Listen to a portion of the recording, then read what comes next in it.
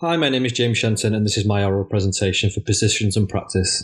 I will discuss my past photographic work, my current, and where I'd like to go moving forward, and the motivations behind my work. My job is a teacher in creative media production and have been for 7 years. Previously, I worked in retail for about 7 years also. When in retail, I was basically miserable. I had a wonderful partner who actually wanted to live with me, and after a month of living together, she said to me, "You either leave that job or I'm moving out."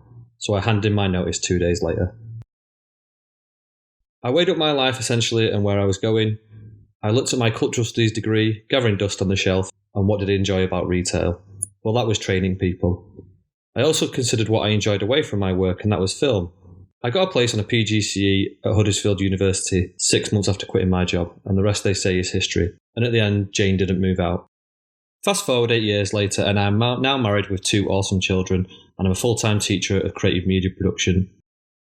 But in work, I felt a bit of a fraud. I felt I wasn't doing anything creative myself, and I felt a little bit hypocritical considering the subject that I taught. I knew how to use a camera from a technical point of view. I owned one, but I wasn't using it.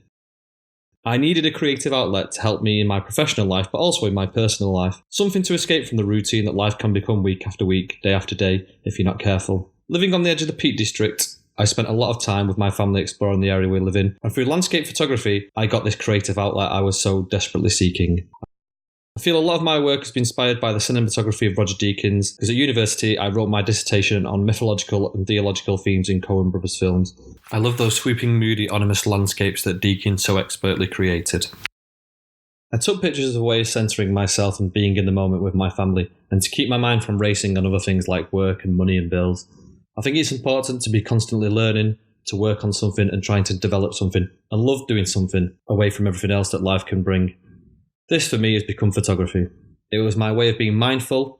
The planning, the shooting and the editing I find quite cathartic and therapeutic. And now I've been developing my practice to 3 to 4 years to get to where I am. This summer I travelled around Europe with my family. I was eager to document the places I had visited through street photography, something different from my usual landscape work.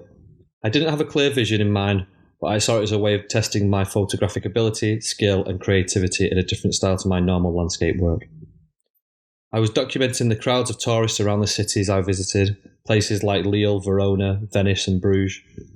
This wasn't clear and intentional in my mind. It was only when I looked at the pictures afterwards that I realised I was documenting the way that people experience a city through tourism, and this really triggered my imagination.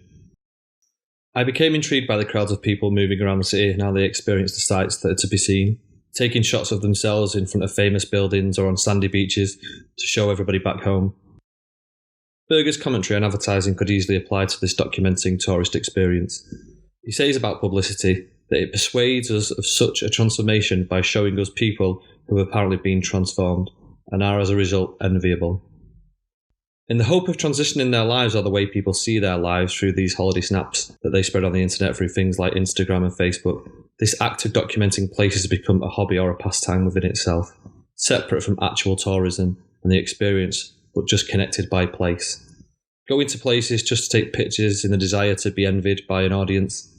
Although Berger talked about this idea of being envied in terms of advertising, I believe the motivations are the same when tourists share their holiday pictures, how they present themselves to an audience, and the decisions they make in this representation of the self. I was happy with the results of my summer European adventure and excited by the process, and ironically, I probably wasn't experienced in these places myself, constantly hid behind a camera, 50 yards away from my family. It was only after reading Susan Sontag on photography 2 months later in preparation for this MA course that I really got interested in this concept about how people experience places through tourism. Sontag discusses the act of taking pictures to document experience.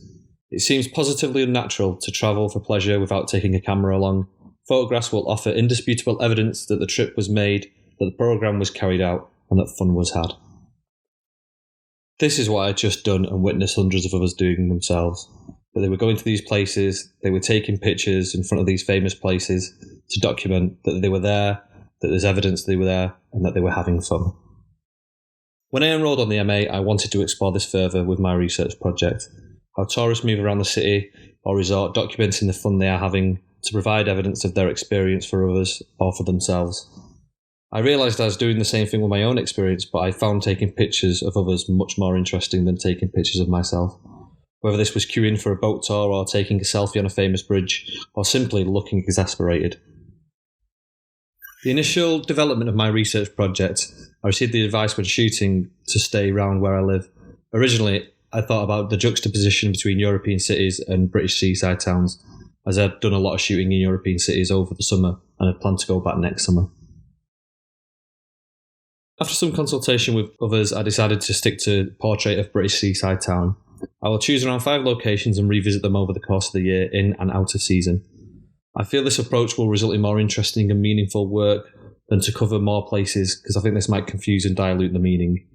Seeing these places out of season compared to when in season and how they are experienced by visitors, the juxtaposition of the seasonal nature of these places, I'm hoping will be key to the work. I like to take these candid, unguarded and non-post shots of people in these places. I find them more interesting and feel I tell more of a story about their experience. Bartes discusses this when talking about himself being photographed. He says, "I have been photographed and knew it. Now, once I feel myself being observed by the lens, everything changes. I constitute myself in the process of posing. I instantly make another body for myself, and I transform myself and advance into an image." Because I am hoping to capture experience in the moment, I prefer this documentary style approach. I have asked people to take their picture recently, and I have been caught covertly taking pictures in the past, and you can see this moment where people transform themselves. For me, the image changes entirely. I like that moment when people think there is no one watching, and also those moments when I review the shots when people are looking right down the camera. The moment they realise they have had their picture taken, their guard is up, and as Bartes says, they have been transformed. The reputation of the many places that I plan to shoot has not been the best in recent years due to their various socio-economic problems. I'm not scared of highlighting this in my work and portraying these issues that seaside towns have, but I also want to show the joy and the fun and how they are bringing people together. I hope my work will explore themes of culture and identity and what it is to be Northern and British, especially in the recent negative connotations that being British has following Brexit. I, for one, have never felt very patriotic, and I may uncover my own Britishness. I have looked at the work of Simon Roberts' We English. This resonates with me, the combination of people and landscapes in his tableau style. I think a lot of what I've done so far in my research echoes this style, very Lowry-esque landscapes with people going about their business unaware of anything else around them but their own experience. In my first few shoots, I have taken the approach of finding an interesting location and waiting for people to move into the scene. I could not have gone ahead without looking at the work of Martin Parr and how he documents tourists and how we spend time. Parr states, "Tourism is the biggest industry in the world. Only oil comes anywhere close, and a lot of that is used in the tourist industry anyway. We queue up, we sun ourselves and spend cash on often quite useless souvenirs. We then take photos of ourselves in front of the visited site. This proves that we have been there and we are part of the world as we know it. Visiting sites is a modern form of pilgrimage, and the resulting photo is the ultimate prize." This echoes back to what Sontag said about tourism. Although I find some of his work, like Death by Selfie, a bit contrived and condescending, his earlier work is the benchmark for the style and themes I am looking to explore in my own work, like identity, culture, family, and Britishness. I do, however, need to speak to people, get to know them, and get to hear their stories about the places that they visit where I plan to shoot.